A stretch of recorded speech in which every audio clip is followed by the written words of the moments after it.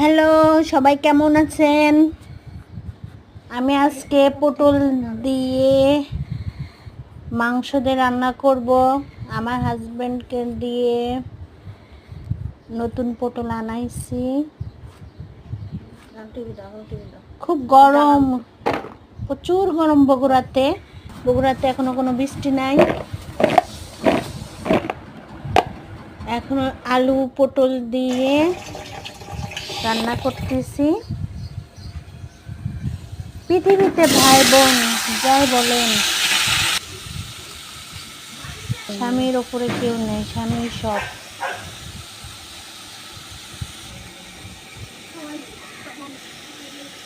স্বামী হলো একটা বট গাছ। এই বট গাছের ছায়া যখন সরে যাবে নারীদের, তখন খুব কষ্ট।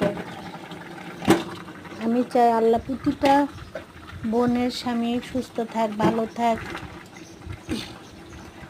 তাদের স্বামী তাদেরকে কেয়ার করুক, ভালোবাসুক। এটাই হলো সুন্দর একটা জীবন।